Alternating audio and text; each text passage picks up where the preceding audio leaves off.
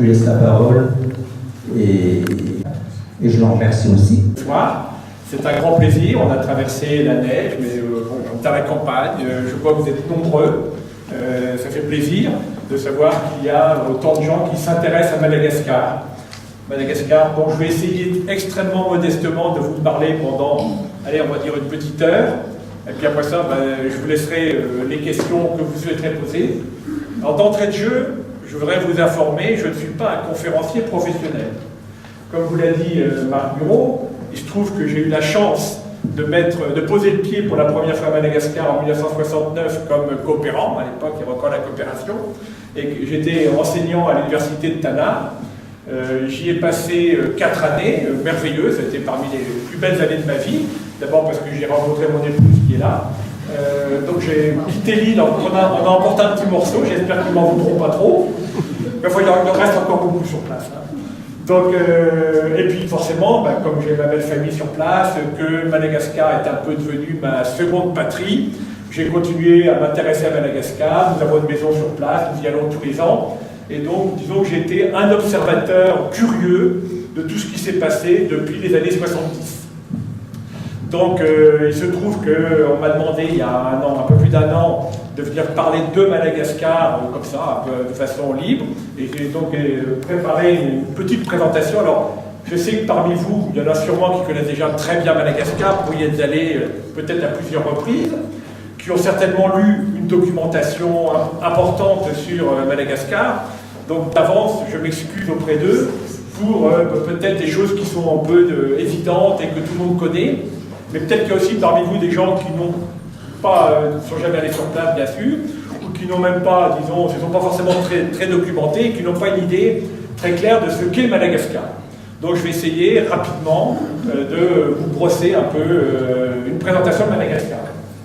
La sexualité, bon, il n'y a pas de sida. Le ciel soit béni, il n'y a pas trop, il y a forcément quelques cas, mais il n'y a pas d'épidémie de sida à Madagascar, donc si vous voulez, il n'y a pas eu les politiques de prévention de natalité intensive, etc., qui ont eu lieu dans d'autres pays.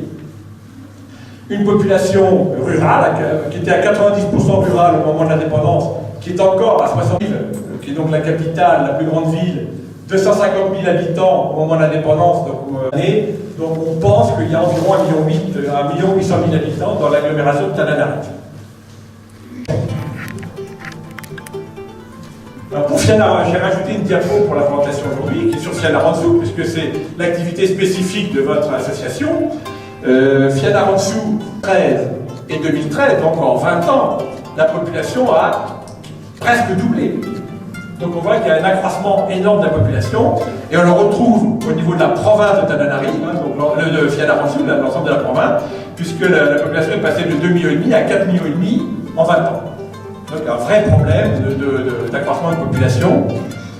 Là, le nombre d'habitants, derrière Tananarive, alors Toamachina c'est Samata, le Antsirabe c'est le Pachareto, Majanga c'est Majanga, la ville du Far West où il y a eu une ville de 40-50 000 habitants a vu le jour en quelques mois, parce qu'on y a découvert le plus grand gisement de saphir du monde.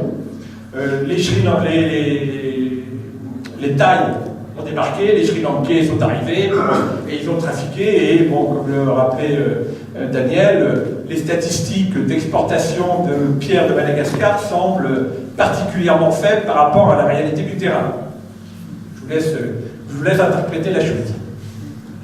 Donc, mais alors, récemment, on a découvert des gisements extrêmement importants. Alors, l'ilménite, moi je ne connaissais pas, il paraît que c'est quelque chose de très important, c'est ce qui permet de blanchir, vous avez toutes les tasses de porcelaine blanche et tout, enfin, c'est un métaux qui sert beaucoup dans l'activité industrielle en général, et donc qui a été mis en exploitation, ben voilà, ouais, ça c'est vraiment en exploitation dans la région de Fort-Dauphin, c'est ici, voilà, ici. Alors bon, il y a eu beaucoup de scandales sur le fait qu'on détériorait la nature. Si un jour Madagascar se réveillait et développer son tourisme comme le fait l'île Maurice, avec des resorts, etc., il y aurait un sérieux concurrent. Donc, vous voyez quoi, alors pourquoi une logistique totalement défaillante. Bon, tous ceux qui ont circulé à Madagascar savent que c'est très, très difficile, que ce soit en avion, parce que les avions ne sont pas à l'heure, ils sont annulés, ils sont retardés.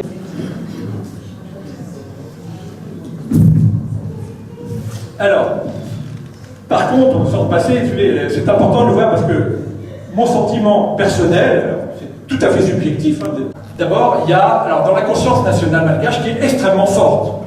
Hein, les Malgaches, même les diasporas expatriés, gardent un lien extrêmement fort avec la terre des ancêtres. Hein, donc, il y a un attachement national et une fierté nationale à Madagascar qui est très forte. Mais il y a un non-dit général qui est la rivalité entre les gens des plateaux et les gens des côtes. Ça, c'est un tabou, hein, qui est alors qui est en train d'être levé. Les anciens quelqu'un pour contrebalancer. Donc ce problème de balance entre les gens de la côte et les gens des plateaux est un problème qui est récurrent à chaque élection. Si vous examinez les résultats détaillés des élections présidentielles ou législatives de 2013, vous verrez que beaucoup de partis sont des partis très implantés régionalement. C'est pas comme en France où on a l'UMP, le PS qui sont nationaux. Là-bas, vous avez des partis, voilà. Alors, le rôle très important des églises. Par derrière, elles sont extrêmement influentes.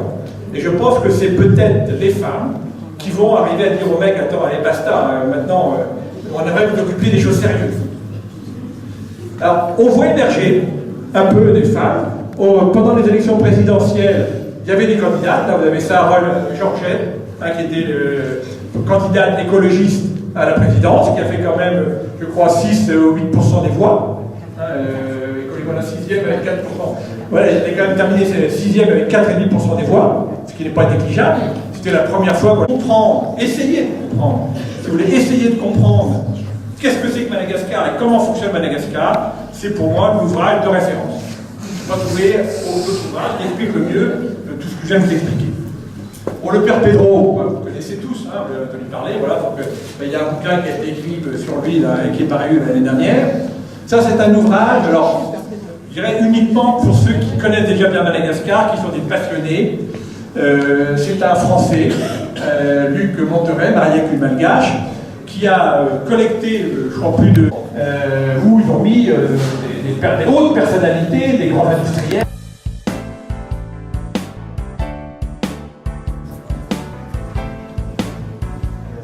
Est-ce que tout ça, en dehors du fait que ça rende beaucoup de gens dans une situation de pauvreté, est-ce que c'est pas une chance malgré tout d'arriver à une évolution raisonnée et durable? Bon.